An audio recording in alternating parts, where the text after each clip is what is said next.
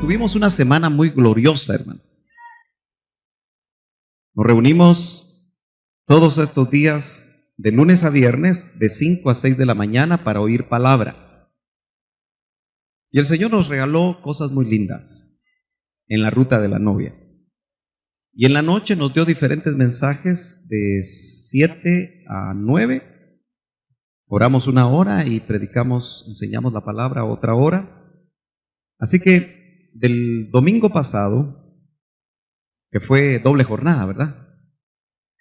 Para el día de hoy estoy cumpliendo 14 predicaciones en esta semana. Y lo más lindo es que mi garganta está bien, un poquito ronca, pero está bien. Aleluya. Gloria a Dios.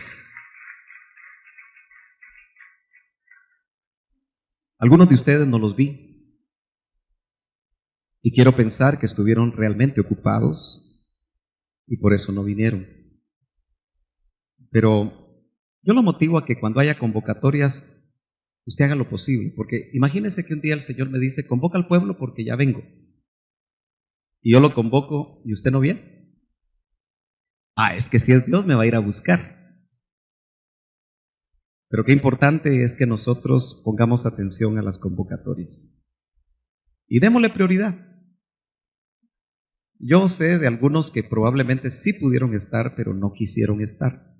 Y eso sí es delicado. Porque cuando usted no quiere, algo está pasando en su corazón, pero cuando usted viene, aunque sea una noche, aunque sea una mañana, el Señor va a bendecir. Deja ir a mi pueblo para que me celebre fiesta. Fue una frase que recibió Moisés de parte de Dios para un faraón que en ese tiempo ostentaba el gobierno probablemente más poderoso de la región, que era Egipto, donde el pueblo de Dios había sido esclavizado por 430 años. El verso es Éxodo capítulo 5, verso 1. Y nos vamos a basar en este pasaje para predicar esta mañana.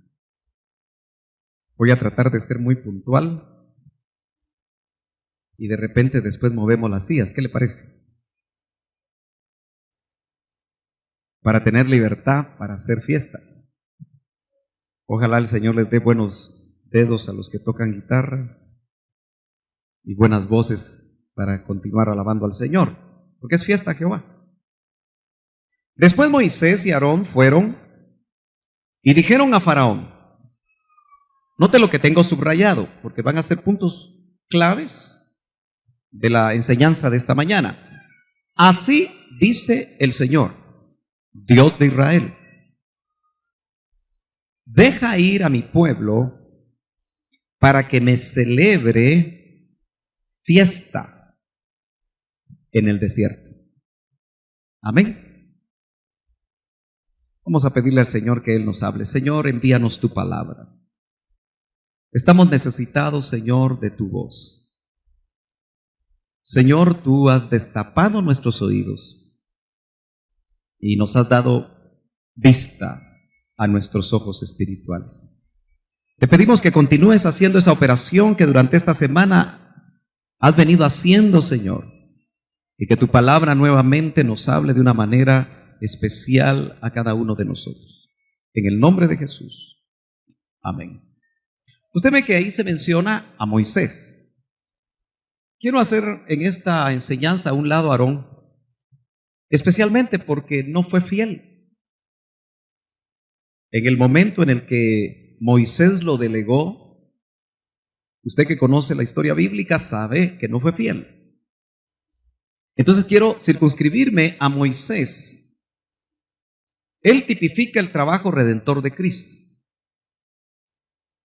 Toda la sombra que nosotros vemos en el Éxodo se aplica de una manera matemática a la vida de la iglesia en este tiempo. Por eso en algún tiempo el doctor Ríos nos enseñó sobre el segundo Éxodo. Porque al final eso es lo que va a suceder con la iglesia novia. Se va a realizar un segundo éxodo. Entonces, el trabajo redentor de Cristo se hace muy importante analizarlo por unos minutos, porque me parece que el que nosotros descuidemos tan grande obra de Dios en nuestra vida por medio de Jesucristo nos puede hacer perder la fiesta o el deseo de tener fiesta, porque la fiesta no es solamente en el templo, sino que la fiesta debería de ser 24 horas al día. Amén. Entonces quiero recordarle a usted que Faraón, que es otro de los personajes que aparece en ese verso, representa al diablo. El Señor lo reprenda, y es el diablo el que actualmente está al control del presente sistema. Y el sistema que controla el diablo es el mundo. Y aunque nosotros no somos del mundo, como el Señor lo dijo, sí estamos todavía en el mundo. Quiere decir que todavía estamos en el sistema. Y el sistema del mundo quizá es uno de los obstáculos más grandes para que nosotros podamos celebrar fiesta. Y lo vamos a ver. La invitación es a celebrar fiesta.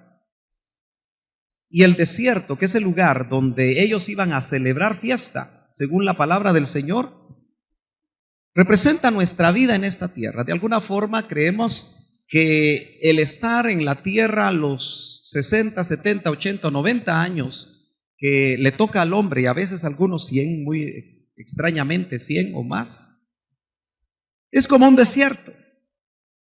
Todos nosotros hemos entendido que hemos experimentado una vida preexistencial de la cual no nos acordamos, pero el hecho de que no nos acordemos de esa vida preexistencial no significa que no la hayamos tenido. Hay base bíblica que usted ya conoce, que quizá usted ha estudiado, ha meditado y se la han revelado a su corazón, que indica que usted estuvo en la Canaán celestial, si la podemos llamar de esa manera. Tal vez sería más exacto decir la Jerusalén celestial, donde está la casa del Padre, que obviamente nos habla de la Jerusalén terrenal, y que en ese territorio geográfico vemos nosotros que Israel tenía que ir.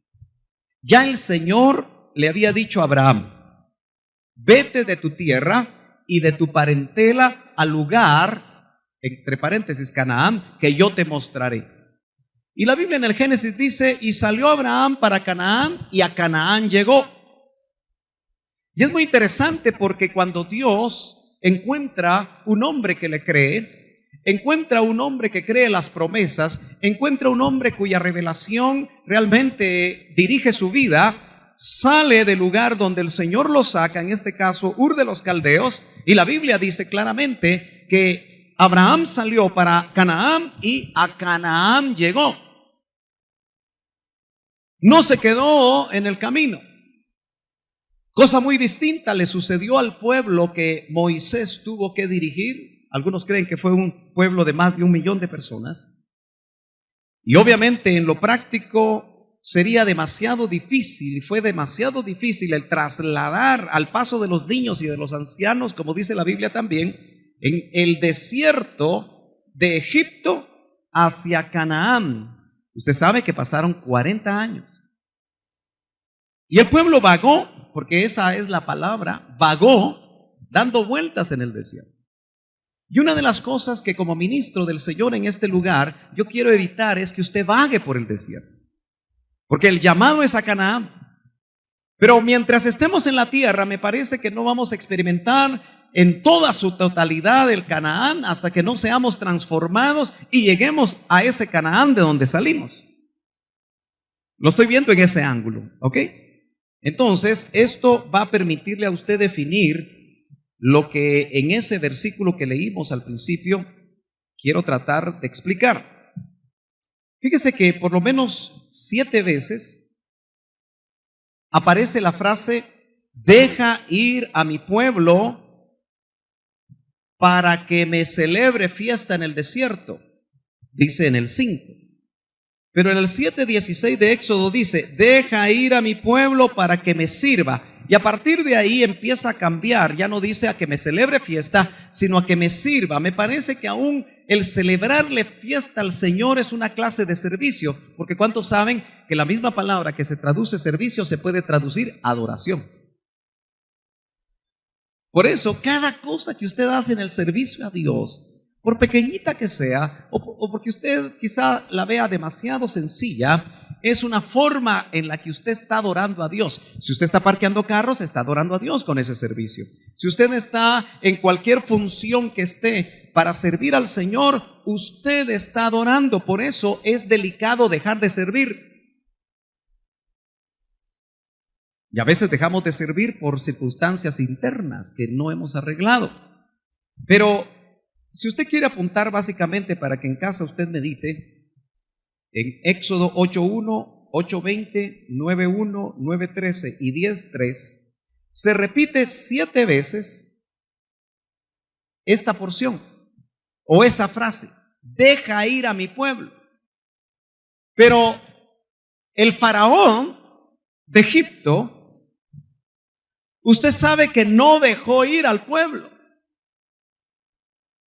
Y Moisés, de parte del Señor, le tuvo que llevar advertencias de plagas, que fueron 10, para que por fin Faraón, que había sido, dicho sea de paso, endurecido por Dios, soltara al pueblo de Dios, para que le fuera a hacer fiesta, para que le fuera a servir. Pero en realidad el plan era que saliera de Egipto, que saliera de ese sistema, porque Egipto, hermano amado, era un país totalmente pagano. Era un país donde no se creía en un único Dios y no conocían al Dios verdadero. Era un país donde el pueblo del Señor probablemente se contaminó, y el desierto demostró la contaminación que ese pueblo tenía, que despreciaron en determinado momento a Dios por los ajos y las cebollas de Egipto.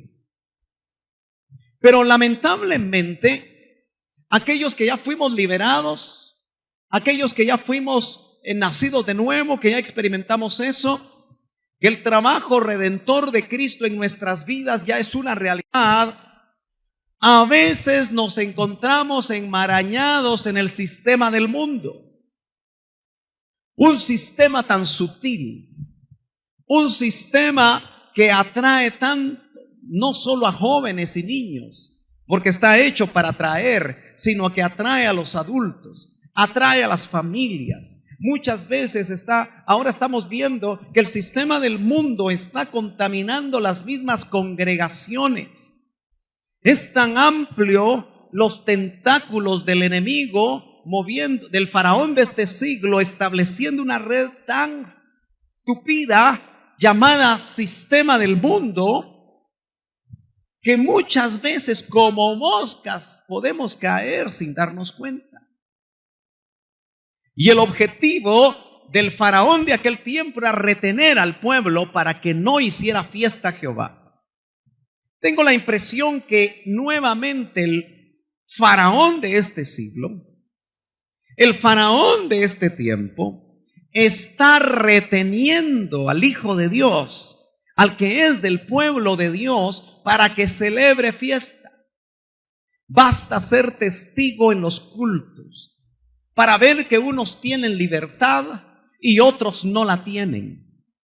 Basta observar que son las mujeres las que llenan los altares para danzar y celebrarle fiesta al Señor, y darse cuenta que los varones, como que si fueran inmunes a hacerle fiesta con libertad al Señor, no tienen generalmente esa libertad. Y no es solamente en Iglesia de Cristo Betel, sucede en la mayoría de iglesias. Quizá uno puede pensar que es el temperamento del varón, quizá uno puede pensar que los hombres son más duros de corazón, quizá uno puede pensar tantas cosas, pero en realidad lo que sucede es que la Biblia nos habla de un rey David, un hombre conforme al corazón de Dios, que aun cuando en su corazón habían tantas cosas difíciles, aun cuando era el octavo de su familia y su padre no se interesaba por él, no quería presentarlo al profeta para que fuera uno de los candidatos a ser rey, sin saber que él era el rey. David, aun con todos sus problemas en el alma, él hizo fiesta a Jehová con libertad, siendo hombre.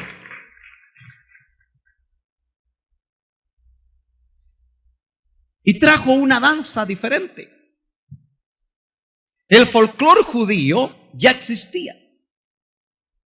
Las danzas judías que se hacían en las celebraciones desde que Moisés recibió las instrucciones de las 7 fiestas judías ya se hacía. Pero David se puso un efod y no era sacerdote levita, era de la tribu de Judá, pero fue un hombre tan adelantado a su tiempo que algunos, usted sabe, los teólogos les gusta poner algunas calificaciones en cuanto a aspectos teológicos. Dicen que David vivió un paréntesis de gracia, como que él en el Antiguo Testamento, en los Salmos, en el primero y segundo libro de Reyes y Samuel, lo que mencionan, crónicas que mencionan aspectos que tienen que ver con la revelación que David recibió.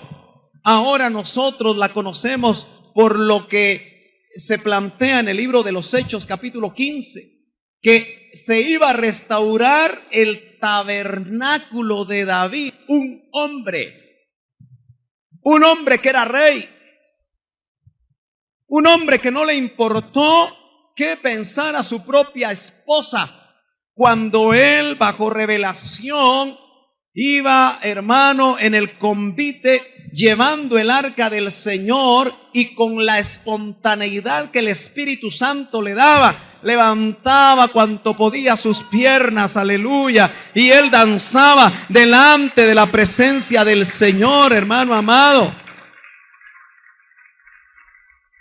El problema es que la tradición evangélica nos hizo mucho daño, y digo nos hizo, porque en algunos aspectos nos ayudó, pero en otros aspectos nos dañó, porque nos trasladó una forma de culto, una liturgia que no expresa libertad de espíritu. Y si usted viene de por ahí como yo, tiene que, hermano, analizar su corazón. Porque usted puede ser pentecostal de nombre y presbiteriano de corazón, o bautista, o nazareno. Y es que no estamos hablando mal de ellos, sino que lamentablemente su doctrina se quedó detenida. Por alguna razón, hasta el día de hoy, la gran mayoría de la iglesia llamada histórica evangélica se ha quedado con lo que hace 400 años enseñó Lutero, o Calvino, o Zwinglio, o todos los grandes reformadores que en su momento hicieron el trabajo del Espíritu en ese momento. Pero la revelación es progresiva. Y hay revelación que tampoco es el momento para enseñarla, y muchos de ustedes la conocen, como es todo lo que concierne al tabernáculo de David. Pero muchos de ustedes la conocen, muchos de ustedes la enseñan, muchos de ustedes están de acuerdo, pero a la hora de rajar ocote, a la hora de los momentos de la alabanza, no tiene libertad para hacerle fiesta a Jehová. Y note que el Señor con su brazo poderoso, a través de estas plagas, doblegó al faraón de aquel tiempo. Y yo creo que el Señor nuevamente quiere doblegar al faraón de este tiempo, para que el pueblo de Dios que está atrapado, para que el pueblo de Dios que está conformado en una religioncita evangélica, para que el pueblo de Dios se libere y salga del sistema. No vaya a ser que cuando usted vaya elevándose en el arrebatamiento, si es que logra llegar ahí, porque esto es, hermano, tiene un precio. La salvación es por fe, pero el arrebatamiento es premio, es galardón. Eso ya lo sabe usted. Pero como hay una parábola donde uno se metió en la fiesta de las bodas sin vestido, ¿se acuerda usted? Puede ser que alguien vaya levantándose y diga: ay, Señor, lo malo es que ya no voy a ir a bailar. ¿Me está entendiendo? Lo malo es que ya no voy a ver mis películas. Levantándose, hermano, no cabe, ¿verdad? Porque hay muchas cosas que a nosotros nos pueden atrapar. Ay, lo malo es que esto, soñando con los ajos y las cebollas. No puede ser que cuando haya ese traslado vertical nosotros pensemos así. Pero acuérdese que en cierta manera, desde que nosotros nacimos de nuevo y nos trasladaron del reino de las tinieblas al reino de su luz admirable, eso constituye un traslado horizontal. Y a nosotros nos están trasladando de un punto hacia otro. Y por eso la vida cristiana tiene que avanzar, hermano. La vida cristiana tiene que ser dinámica. La vida cristiana se tiene que mover. No nos podemos quedar estancados.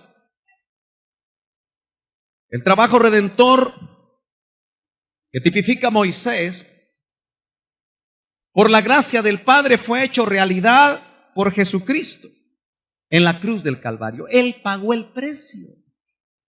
No se debe nada para que nosotros tengamos redención completa. Primero, Él trabaja el Espíritu, le da vida. Está trabajando nuestra alma a través de muchas formas para que nosotros podamos entregar el alma, entregar nuestra voluntad, restaurar o renovar nuestra mente, sanar nuestros sentimientos para que podamos tomar las decisiones correctas de la voluntad y comprender cuál es la buena, agradable y perfecta voluntad de Dios. Eso es lo que el Señor ya ganó, ya pagó en la cruz del Calvario. Dice 1 Corintios capítulo 1:30, mas de Él sois vosotros en Cristo Jesús, el cual nos ha sido hecho. Póngale atención a eso. Cristo Jesús nos ha sido hecho por Dios, el Padre. Primero, sabiduría. Sin la sabiduría que Cristo nos es hecha por la gracia del Padre, no podríamos nosotros entender quién verdaderamente es Cristo Jesús. No podríamos entender su plan salvífico. No podríamos entender cómo un hombre clavado en una cruz del Calvario podría ser la única salvación para la humanidad. Eso nos vino porque Cristo nos fue hecho sabiduría de Dios, no de este siglo, sino sabiduría de Dios. Pero Él también nos fue hecho justificación y santificación. Y finalmente, redención. Porque usted y yo no vamos a estar completamente redimidos hasta que no nos transformen el cuerpo. Porque eso es lo que dice Romanos capítulo 8 y verso 23. Que la creación gime con el cuello extendido, esperando la presentación gloriosa de los hijos de Dios. Pero dice que la redención, la adopción, mejor dicho, es la redención de nuestro cuerpo. Ahí se va a cumplir lo que ya Cristo nos fue hecho. Yo le llamo a eso el Cristo semilla. Una vez nacimos de nuevo, Cristo en el parto gemelar, dice la palabra, aleluya, que Cristo entró, pero también entró el Espíritu Santo. Y cuando Cristo entra, Yo lo veo como una semilla que va a germinar y se va a desarrollar, porque el propósito es que usted deje de ser usted y empiece a ser un poquito más como Jesús. El plan redentor no se puede detener hasta que usted sea hecho a la imagen del Hijo, no a la imagen de ningún ministro, no a la imagen de ningún hombre, a la imagen de aquel que fue clavado en la cruz del Calvario. Aleluya. A Él es el que nos tenemos que parecer. Y cuando seamos transformados, no va a haber un Cristo, van a haber muchos Cristos. Y Él no se va a avergonzar de llamarnos a nosotros hermanos. Aleluya. Ese es el glorioso propósito de Dios para nosotros. Pero Jesucristo, como vemos en este pasaje de Éxodo, es nuestro Moisés, que nos conduce por el desierto. Actualmente nos están conduciendo por el desierto. Yo ahorita no le voy a hablar de los desiertos aislados, sino que le voy a hablar del desierto que constituye el camino o el peregrinaje por esta tierra. Yo no sé si usted a veces siente como el sol le abraza, o como estoy hablando en sentido figurado, como el arena del desierto le quema la cara. Hermano, vivir en la tierra no es fácil. Aunque yo no me recuerdo cómo fue mi vida preexistencial, yo le aseguro que mi vida preexistencial fue mucho mejor que esta. Y no es que me vaya mal en la feria. Yo creo que me ha ido muy bien. Aleluya. Pero en realidad no se puede comparar la vida donde está el Señor sentado a la diestra del Padre con una vida aunque usted fuera millonario aquí en la tierra.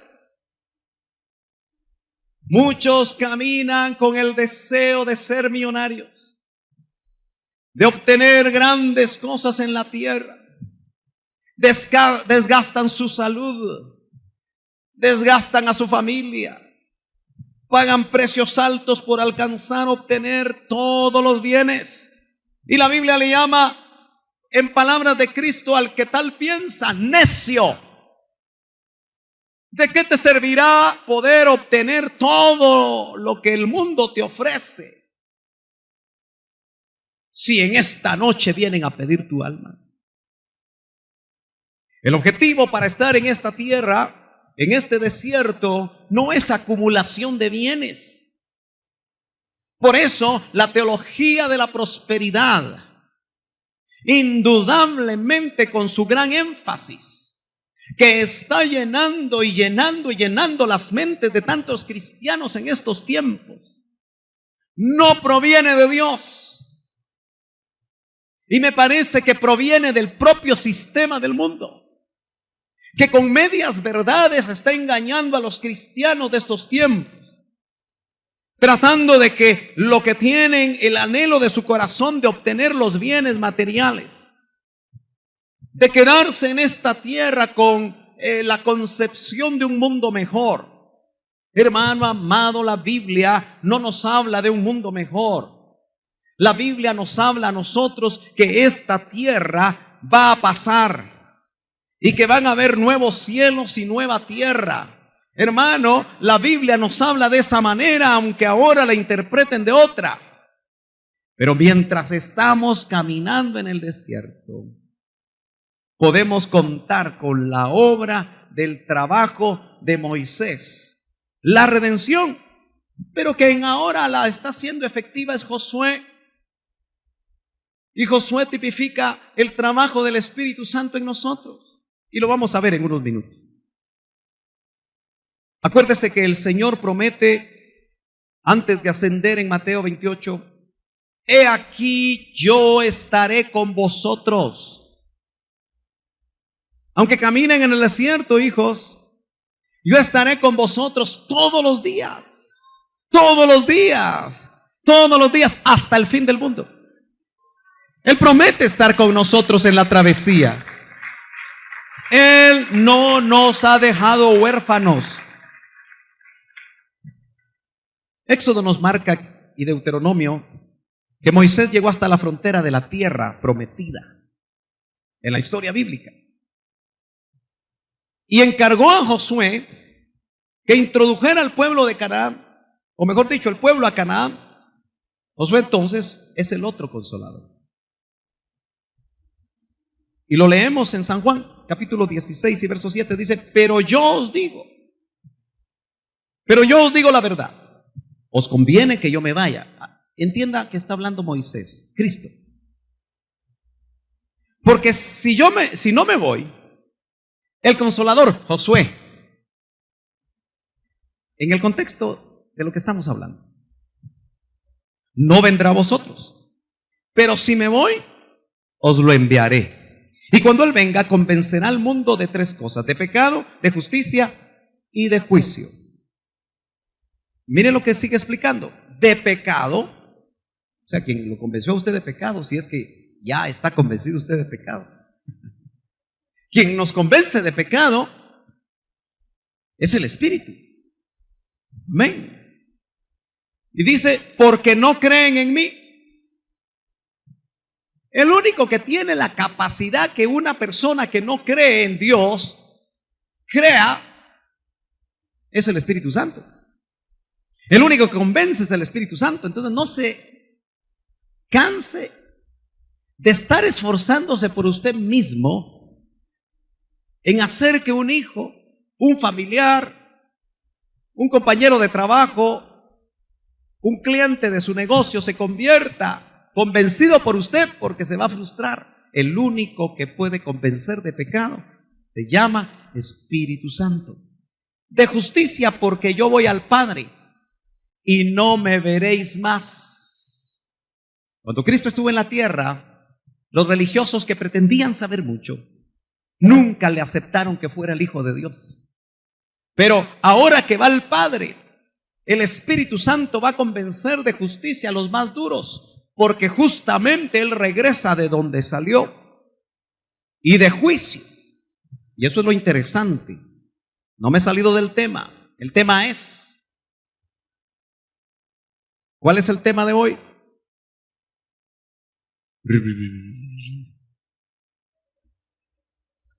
Deja ir a mi pueblo para que me celebre fiesta. Y aquí en el verso 11, aleluya, vemos que el Espíritu Santo convence de juicio, porque el príncipe de este mundo, el faraón, el Señor lo reprenda, ha sido juzgado. Hermano, no nos dejemos engañar, porque el diablo va a querer hacer algo con nosotros con toda libertad, porque este enemigo ya ha sido juzgado. En la cruz del Calvario fue vencido. Le quitaron las llaves. El Señor bajó a donde estaban las llaves. Abrió la puerta de los que estaban prisioneros. Usted conoce esa enseñanza, la ha visto en la palabra. Amén. Al que tenía el imperio de la muerte, le quitó las llaves. Él está dando, aunque ya lleva 2000 años, patadas de ahogado. Y nosotros tenemos que tener claro que si nosotros vamos a ser liberados del faraón de este mundo, tenemos que saber qué fue lo que hizo Cristo en la cruz del Calvario. Ya ha sido juzgado. Mire lo que dice el capítulo 12 siempre de Juan, verso 31. Ya está aquí el juicio de este mundo, de este sistema.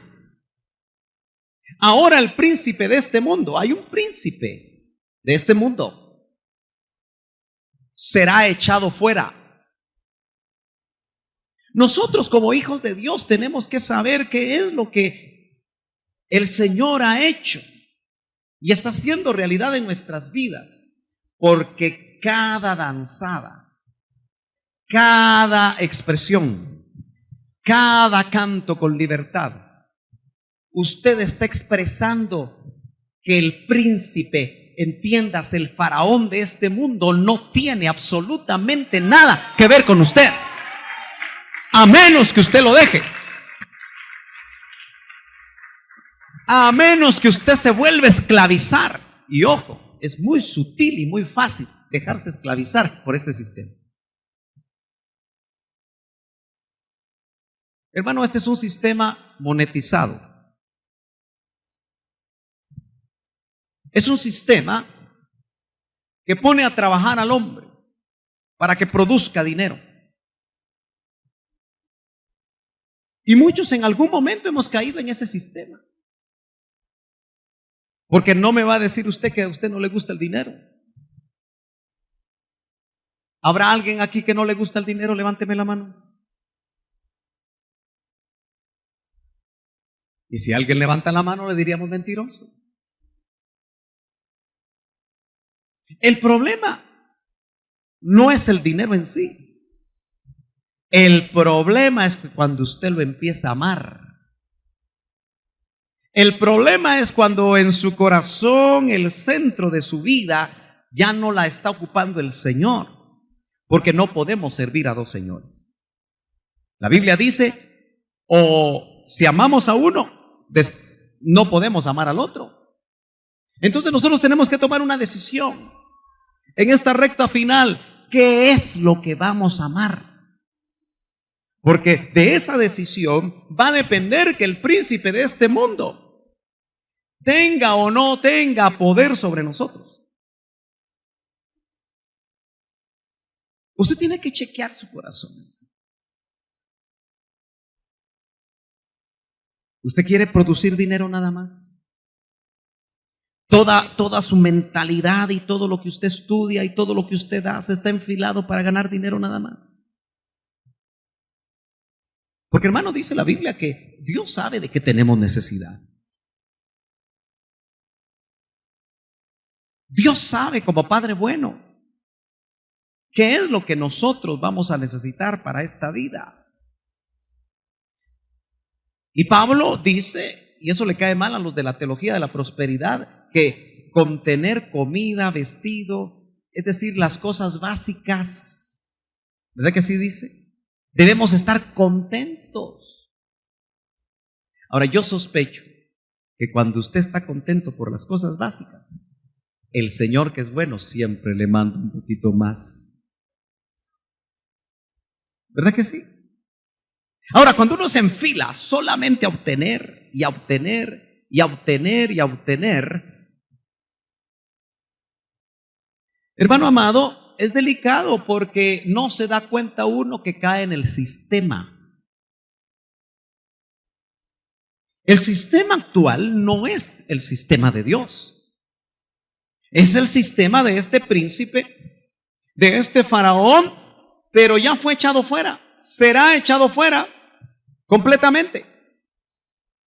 Podríamos decir que en la cruz del Calvario, en una forma legal, el príncipe de este siglo se tiene que empezar a despedir. Y para los que somos hijos de Dios, ya no tendría que ver nada con nosotros. La palabra mundo en griego es cosmos. Esa palabrita se traduce orden y llama la atención porque también ornamento. De esta palabra se desprende la palabra cosmetología. ¿Y la cosmetología para qué sirve? Hermanas amadas, a veces para ponerles una máscara. ¿Aló? No, dice mi hermano. Pero ¿no se ha dado cuenta que la cosmetología borra los defectos de la cara? Cuando usted va con una verdadera profesional de los cosméticos, ¿qué es lo que hace? ¿Qué es lo que hace? le pone una capa, ¿verdad? A veces gruesa, de maquillaje. Y cuando le toman la foto, usted se ve con una tez de porcelana. Pero cuando se quita la capa, ¿qué queda? El acné, los poros abiertos. Entonces, hasta cierta manera, o en cierta forma, lo que viene del cosmos, lo que sirve para ornamentar y adornar, es en cierta manera un poco ficticio. Hermano, este sistema es ficticio. Este sistema nos engaña fácilmente. ¿Me estoy dando a entender? Pero cuando habla de orden, usted sabe que hoy se está hablando mucho acerca de un cambio del orden mundial. En estos días que usted sabe quién habló ante el Congreso de los Estados Unidos, me llamó mucho la atención observar que mientras este hombre hablaba, el tercer hombre más poderoso de Estados Unidos, que es el presidente del Congreso, lloraba. Dije yo, si así lloraran los hermanos con la palabra.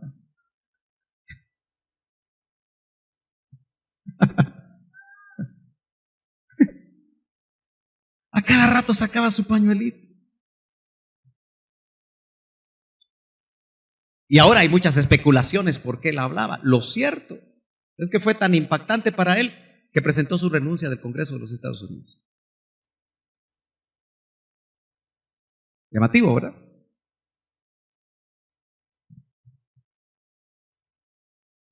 Muchas veces no nos damos cuenta porque yo hice tiempo para oír los mensajes de este hombre. No porque me quisiera convertir, ¿verdad?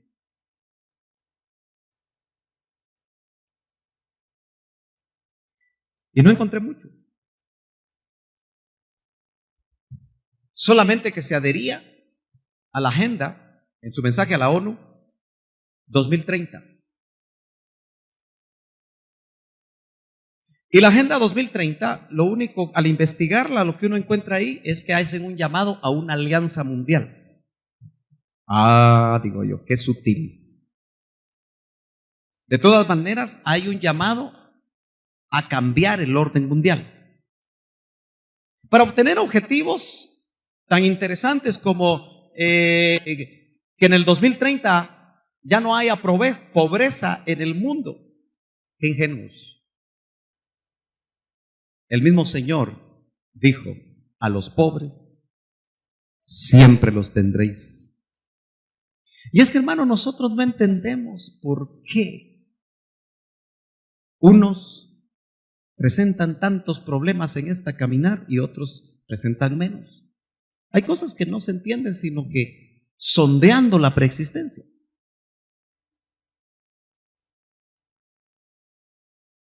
Entonces, si el mismo Señor trasladó un concepto que nos puede golpear un poquito, porque mire, cuando usted está almático le golpean estas cosas, pero cuando usted está en el Espíritu, usted no mete sus sentimientos. Por alguna razón Él dijo, a los pobres siempre los tendréis. Y si usted es de estas personas que le gusta la justicia social, y es que al fin y al cabo de eso se está hablando mucho. Pero mire, hermano amado, si nosotros propugnamos el tema de la justicia social como único tema, dejando los aspectos más importantes que la Biblia nos traslada, porque a la larga, ¿quién es el justo? Sino solo Dios. Y el que está con Dios, hasta Dios obliga a los que le atacan a que sean justos con Él, sin siquiera tocar un arma o sin siquiera hacer una presentación contra las autoridades en estas presentaciones que muchas veces se hacen tras el deseo de obtener justicia social, y que tal vez usted, como parte de este sistema que se mueve, usted piensa que es correcto. No sé si me estoy dando a entender, mis hermanos. Entonces tenemos que tener mucho cuidado. Dice Mateo 13:22, hablemos un poquito acerca del mundo. ¿Qué es? Tengo tiempito. ¿Qué es lo que este sistema produce para que nosotros perdamos la libertad y estemos atrapados? Porque el punto que yo le quiero transmitir a usted esta mañana es: ¿de qué me sirve a mí convocarlo a fiesta si usted está atrapado en el sistema? Si la telaraña de este sistema le ha atrapado, difícilmente usted va a tener toda la libertad de salir de Egipto a hacerle fiesta a Jehová. Y ojo, a servirle a Jehová. Dice Mateo 13:22. Y aquel en quien se sembró la semilla entre espinos, este es el que oye la palabra, más las preocupaciones del mundo. Quedémonos ahí un ratito. Hermano, ¿usted vino preocupado hoy? ¿Alguna preocupación le trajo a la iglesia? ¿No trae preocupaciones usted? A ver, levantemos la mano los que traemos preocupaciones. Qué poquitos no la levantaron. Dichosotes. Pero yo creo que aunque no la haya levantado, hay preocupaciones. Pero aquí le añaden de este mundo, de este cosmos, de este sistema controlado por el príncipe de este mundo. Wow. Si uno pudiera entrevistarlos, habrían muchas preocupaciones. Unos están preocupados porque el dinero no les alcanza, ¿verdad que sí? Otros se preocupan porque no tienen trabajo. Otros se preocupan porque ya llegaron a 35 años y no se casan.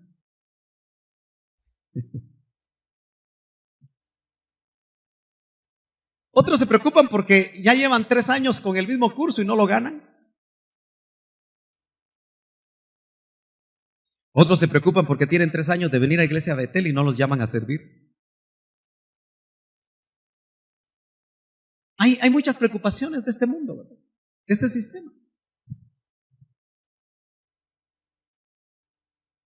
Pero ¿ya se dio cuenta usted que las preocupaciones de este mundo lo que hacen es que ahogan la palabra? Porque fíjese que ahora que usted levantó la mano, digo yo, ay Señor, me estoy desgastando mi gargantita. Y si los hermanos vienen bien preocupados, aquí lo que leo yo dice, ahogan la palabra, no solamente las preocupaciones de este mundo. Hoy es 27, mañana 28, yo tengo que pagar mañana. ¿Me alcanza o no me alcanza? ¿Verdad? ¿Le pasa a usted a veces eso? Y el engaño de las riquezas. 2 cosas que están en este sistema. ¿Por qué las riquezas que son tan buenas, a veces en nuestro pensamiento, nos pueden engañar? ¿Cuál es la clase de engaño de las riquezas? Me parece que solo aquel que ha obtenido riquezas tal vez podría testificar cómo esas riquezas en determinado momento le engañaron.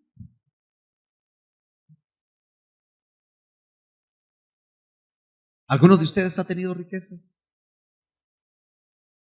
¿No? Hermano Antonio, ¿usted ha tenido riquezas? Gracias a Dios, dice hermano Antonio. ¿Y alguna vez le engañaron las riquezas?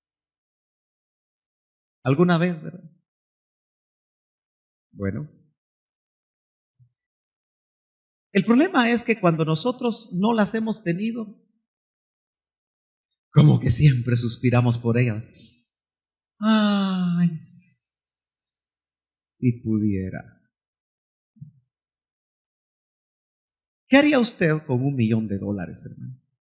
Así honestamente. Quiero que unos dos me digan qué harían, pero honestamente, no me diga lo que yo quiero oír. Dígame la verdad. ¿Qué haría usted con $1,000,000?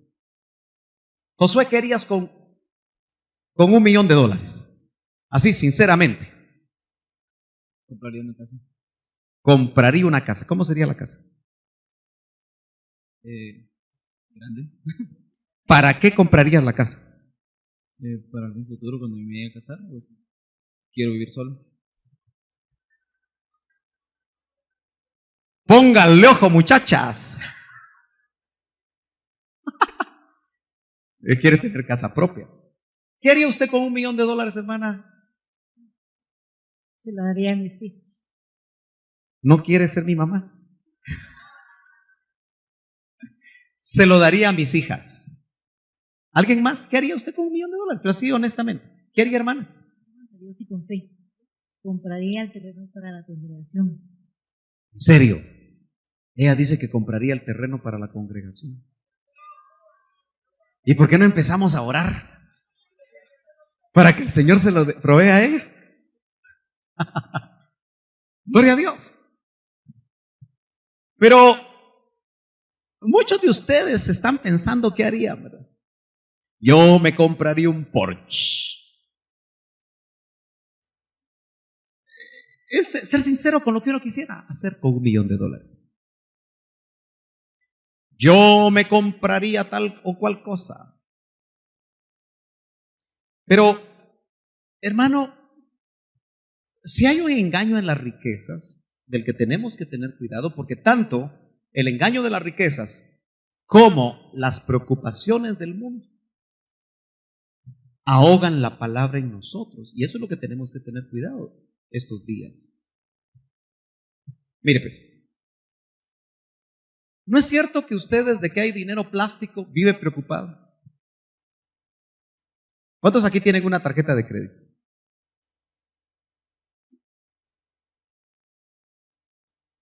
De verdad, los demás no tienen. Ah, los felicito. Yo tenía como 3, pero me quedé con una. Viera cómo me costó salir de esas 2. Porque el sistema del mundo está preparado para que una vez usted saque su tarjetita, porque ahora casi se la regalan. ¿Se ha dado cuenta? Es el mejor instrumento para esclavizar a la gente. ¿Sí o no? Porque casi nadie utiliza bien la tarjeta. ¿Cómo se utiliza una tarjeta? Si usted la usa, tiene que pagar lo que usted usó en esa tarjeta el día de pago o antes. Porque si usted no lo paga, empiezan los intereses, que de por sí ya son altos. Pero hay gente que saca 5,000 quetzales en una tarjeta y se atrancó por algo.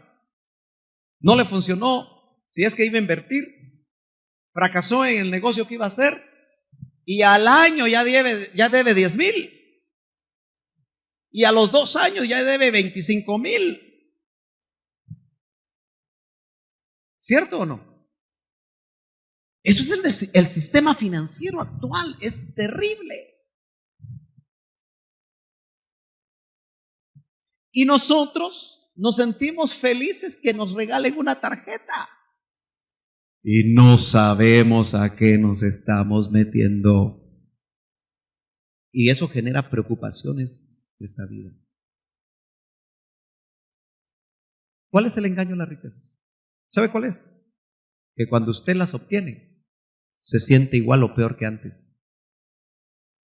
Porque la felicidad, la paz, el reposo, todas las cosas que realmente el ser humano busca, no se consiguen las riquezas. ¿Se acuerda del joven rico? Ese sí tenía. Hermanitas solteras, tengan cuidado con un joven rico. A la manera del de la Biblia, pues. Porque el Señor le vio inmediatamente, lo diagnosticó. rayos X. Y sabía que el amor de su corazón era las riquezas. Y llegó preguntando, Señor, ¿qué he de hacer para heredar la vida eterna? Vende. Es que el Señor pega centro. Él no se anda con cuentos, hermano. Nosotros predicamos 1 hora y a veces no decimos mucho. El Señor, donde pone el ojo, pone la bala. Vende todo lo que tienes y dalo a los pobres. Y creo que le añadió, ven y sígueme, ¿verdad? Dice que él puso su cara triste. ¿Sabe por qué se entristeció? Porque amaba más las riquezas. Había caído en el engaño de las riquezas. Y entonces se fue triste y ya no le siguió. Ahogan la palabra y se queda sin fruto. Mire lo que produce este sistema. Ay del mundo, dice Mateo, por sus piedras de tropiezo. ¿Sabe usted que este mundo tiene piedras de tropiezo? Porque es inevitable que vengan piedras de tropiezo. Pero ay de aquel hombre por quien viene el tropiezo. Lo que me interesa aquí es que el mundo, este sistema, tiene piedras de tropiezo. El mundo le mete zancadilla al cristiano.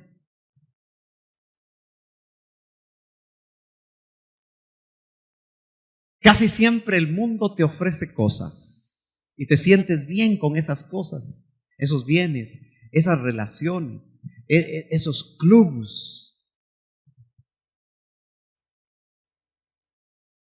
Yo me recuerdo que una vez compré una mi acción para un club de golf. Ah, ¿qué tal? Y ni jugar golf sé.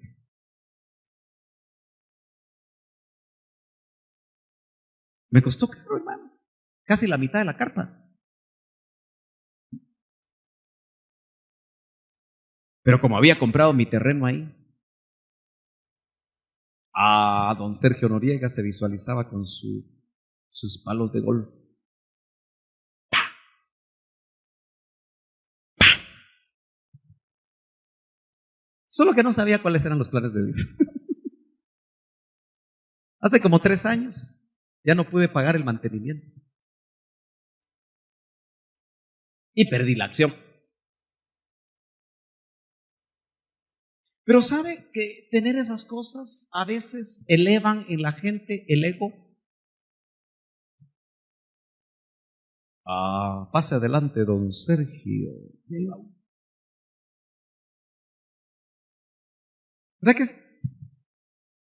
Y todos apuntan hacia ahí. Solo que cuando usted está ahí, dice, ¿y qué nuevo tiene esto?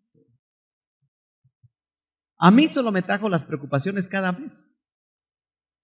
Porque esos clubs cada año van subiendo.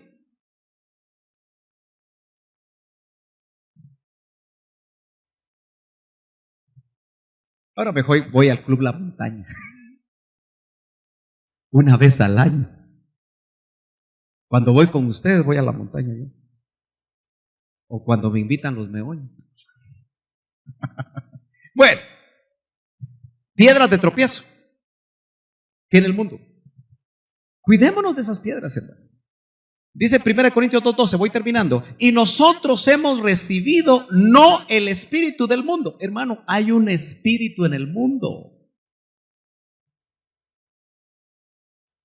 Hay un espíritu que se mueve en el mundo. Por eso, hermano amado, no viva con un pie en la iglesia y otro en el mundial. Ay, hermano, es que a mí me gusta la música del mundo. Bueno, qué bueno que sean sinceros, ¿verdad? Pero mejor que le guste la música de Dios. Amén. Tan lindo que es, hermano, sentir la presencia de Dios cuando uno está oyendo la música de alguien que fue inspirado, alguien que el Señor le dio música de arriba, que lo mete en la presencia de Dios. Y no oyendo a Chente, hermano. Se achente, hay que oírlo cuando usted era del mundo y andaba bien Sócrates, ¿verdad? No, pero mejor el potrillo, es que tan guapo. Usted se ríe porque más de alguna vez ha pensado así, ¿verdad?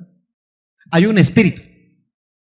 ¿Sabe por qué estoy enfatizando que hay un espíritu del mundo? Porque los espíritus, si nosotros le damos chance, nos pueden controlar.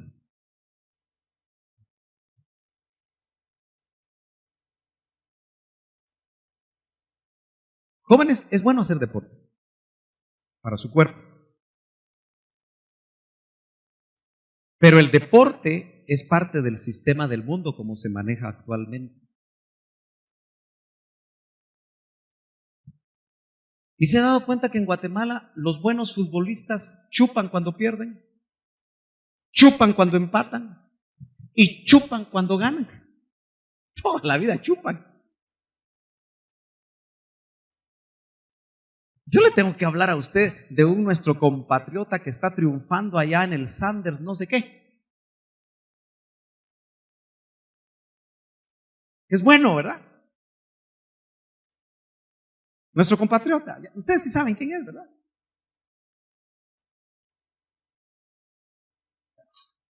No se hagan que no saben.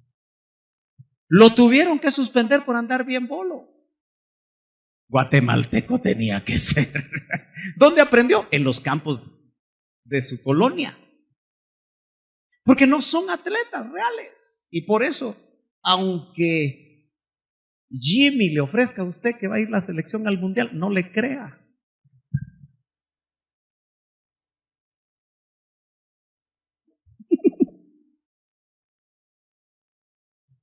Hay un espíritu del mundo. Pero ¿sabe qué? Está el Espíritu de Dios. Y por eso nosotros tenemos que ser llenos del Espíritu de Dios. Para que el espíritu del mundo no nos atraiga.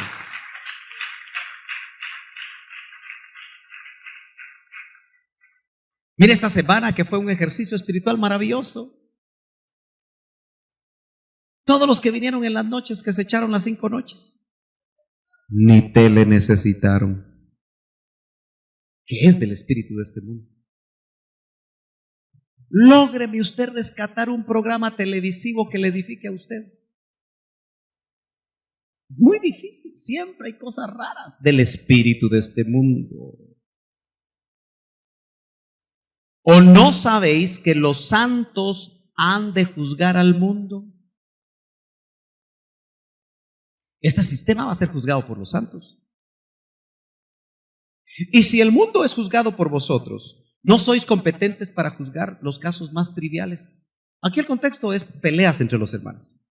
En los tiempos de la iglesia de Corinto ameritaron irse hasta con los jueces de esta tierra.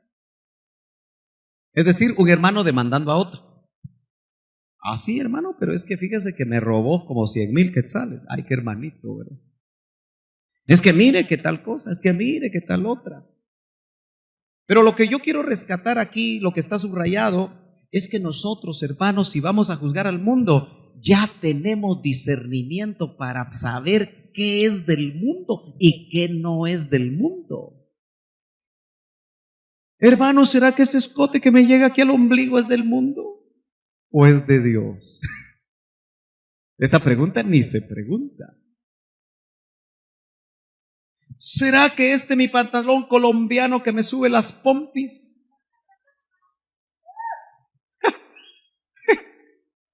para verme más atractiva es del mundo o es de Dios? Ya a estas alturas tenemos que decir, ¿me estoy dando a entender?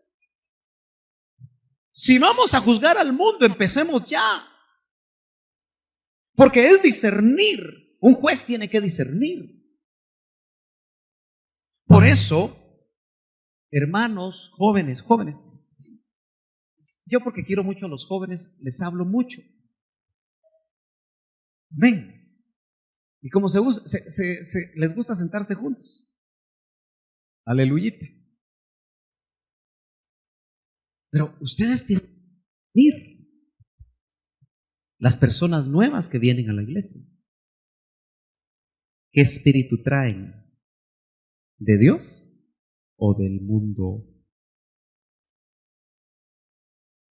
Por supuesto, también nosotros los adultos. Usted, ¿dónde trabaja? Su secretaria, ¿qué espíritu tiene? Ay, hermano, el espíritu no se lo he visto, pero viene que cómo está de buena. Sí, hermano, a veces hay cristianitos o cristianoides que andan buscando secretarias para pecar. Pero como dijo alguien, pero está peor que busque secretario, dice. Porque así como están las cosas, hay que discernir el espíritu de este mundo. Jóvenes, hermanos, ¿con quién te vas a asociar? ¿Con quién te vas a asociar? Gracias, hermano. Para hacer negocios. Si te asocias con alguien que se maneja en el espíritu del mundo, te va a meter a líos. Porque si no, pregúntale a los de la línea dónde van a parar. Y los empresarios son la línea 2. Yo me imagino que por muchos años los de la línea 2 han hecho mucha plata pagando, subvaluando. Yo la vez pasada me oí una de las escuchas telefónicas y decía, mira vos, le decía uno al otro en la escucha telefónica, ahí vienen buenos zapatos, pero poné chanclas de hule.